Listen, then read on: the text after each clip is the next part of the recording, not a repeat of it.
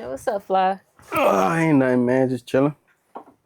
Okay, so I just have a couple questions for you, Okay. just for your audience to get to know who you are All right. as a producer, as a songwriter. Let's do it.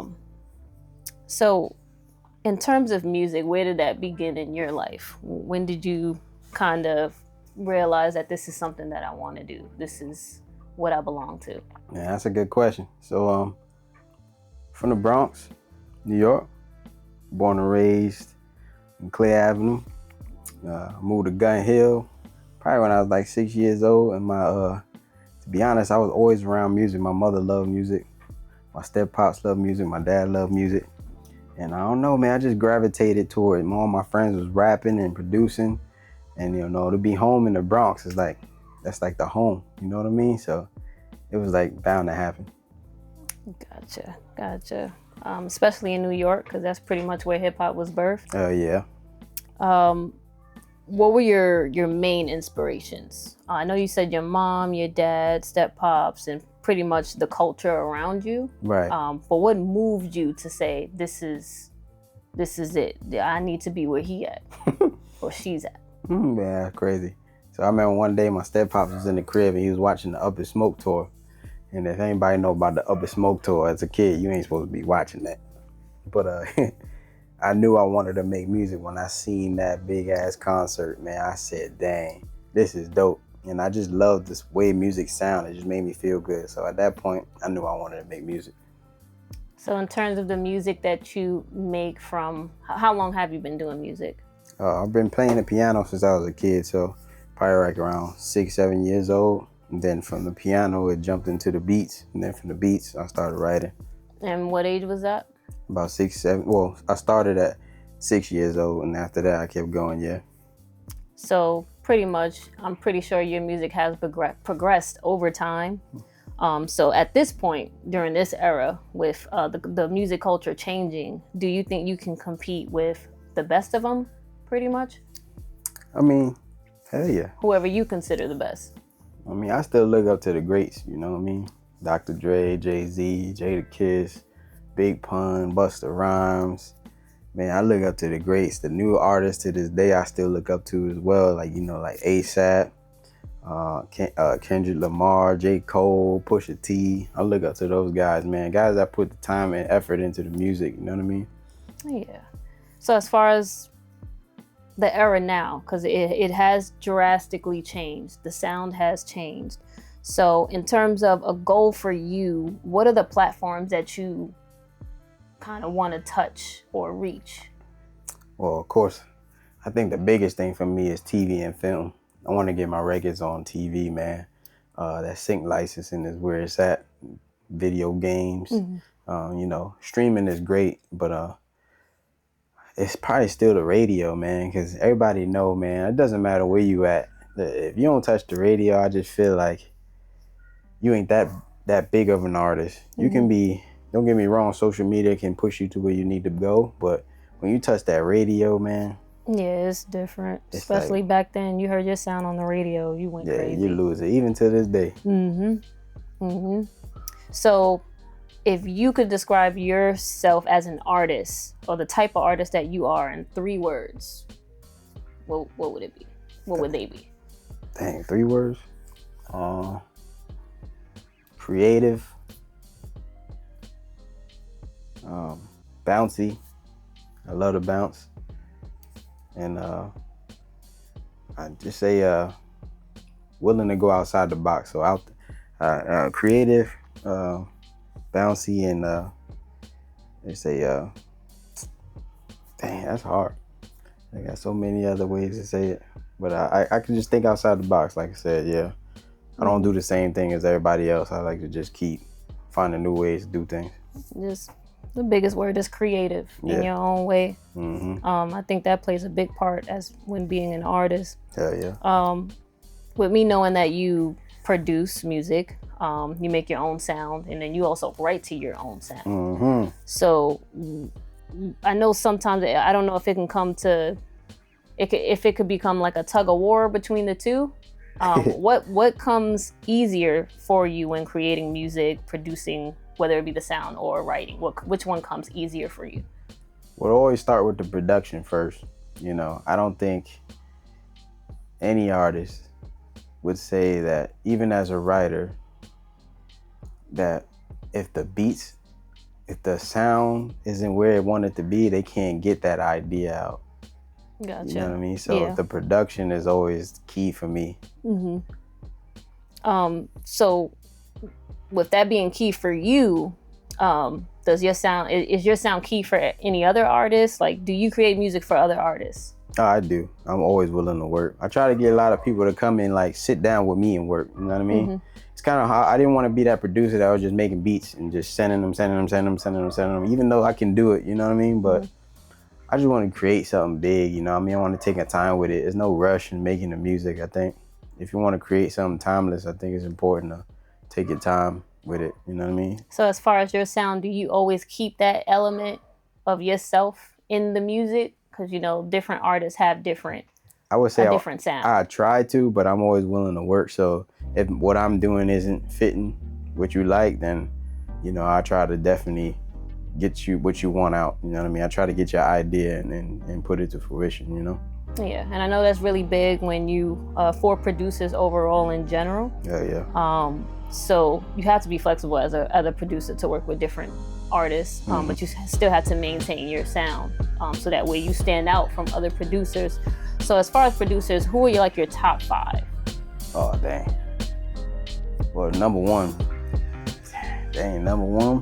would probably be Dre, just because of the whole package, from the production to the mixing to the recording of the artist to the microphones that they use. It's just bigger than just the beats, you know what I'm saying? So I'll say Dr. Dre, I'll say Pharrell, I'll say Swiss Beats, of course, because Swiss Beats is big in New York. I would definitely say, like, from LA, Battle Cat. Most people don't even know who that is, but Battle Cat created a lot of that Cali sound, you know. And then number 5, probably Pharrell. Hell yeah, Pharrell. Yeah, Pharrell's my guy. As far as your beats, do you sell your beats to just any artist, or like when you put a price, or when you give them a price, or are you very selective with who you allow to use your material?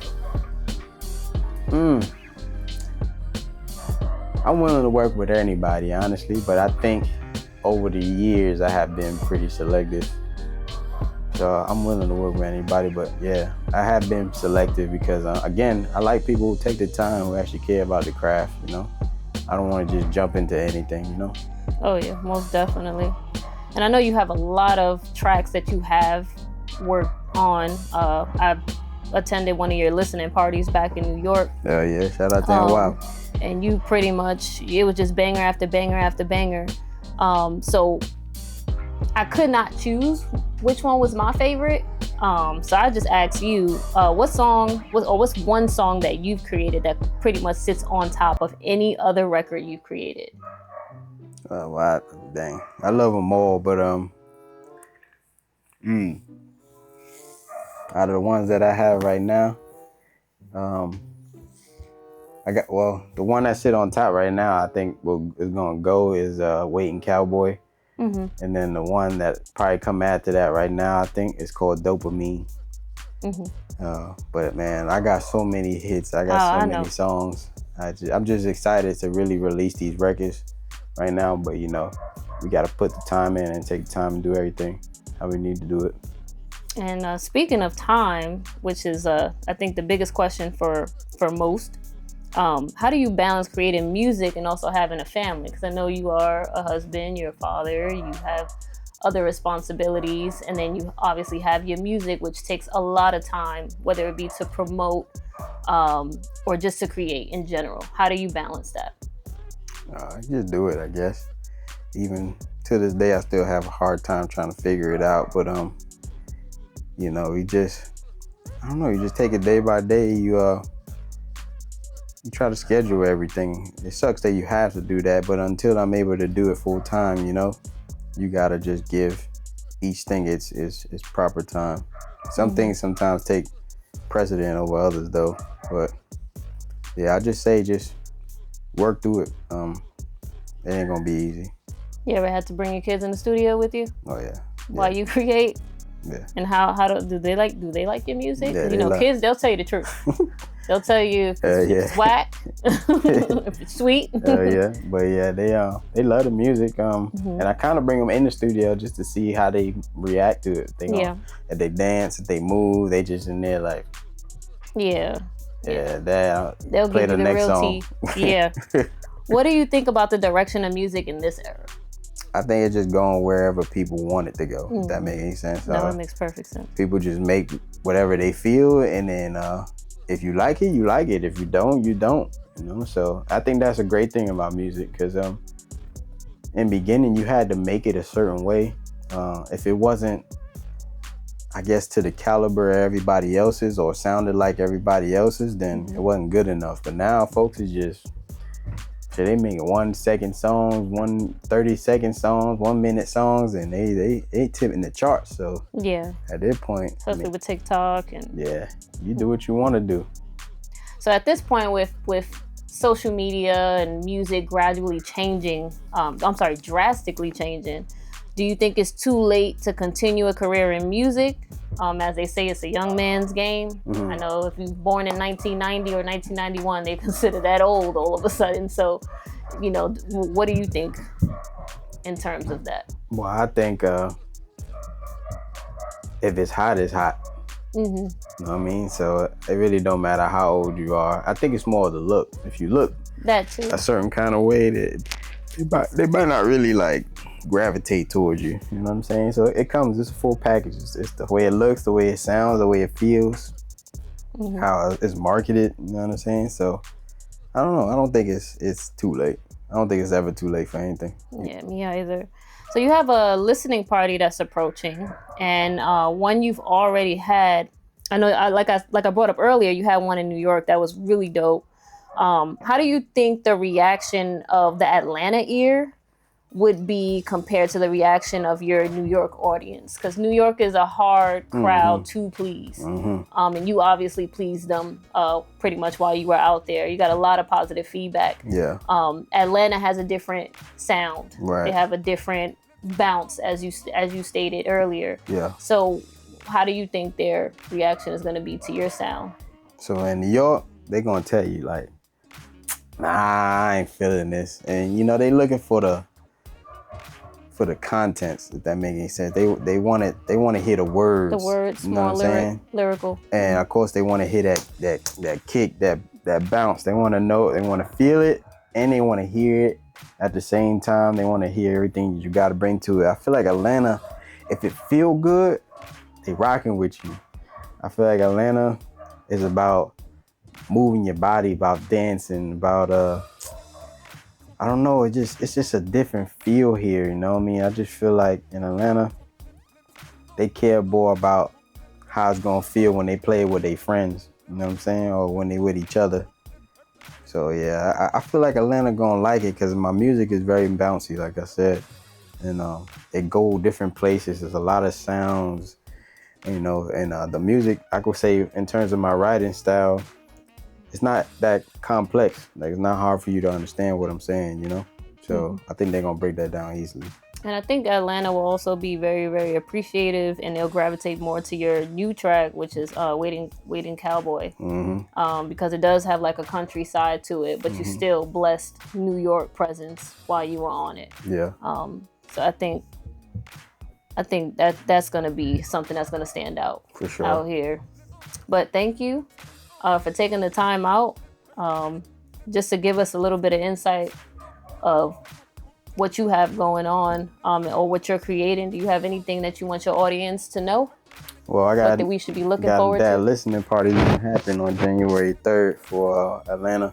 It's gonna be at Tree Sound Studios. Again, I'm gonna go ahead and put the link out. Probably gonna start around 7 o'clock, end around 1 a.m. in the morning. I'm gonna probably do something real special for y'all too. I'm gonna go ahead and play them records, and then I want to have something kind of like group activity. Excuse me. I want to get a lot of y'all to come and actually work on the record with me, Because while I'm working on these singles and these records, I'm also working on an album. It's called I Want to Be a Rapper. So I would love for y'all to come through and support and jump on it and see how the actual process of making music actually goes. You know what I mean? Because I don't think a lot of people really understand how much time, how much effort, what it really takes to make these records. So if you want to be a part of that, man, make sure you pull up and be there. Well, I will be there. So I'm excited about that, and we'll definitely keep everybody posted on that as well. Yep. Let everybody know your social media. That way they can follow up on that too. Word, man. So my name is Ayo Flye. That's what I go by, man. I changed my name from Young Fly a while back. Kind of wanted to brand myself a little differently. Not because I was young, but because now I'm a stamp. You know what I'm saying? I got my own company, my own label. I just want people to understand that Ayo Flye is more of a statement rather than just a name. So you can follow me on all social media at Ayo Flye. That's Twitter, Instagram, TikTok, fan base, everything. So make sure you follow me. Well, thank you. And I'm pretty sure everybody's going to keep up with you. Yes, sir.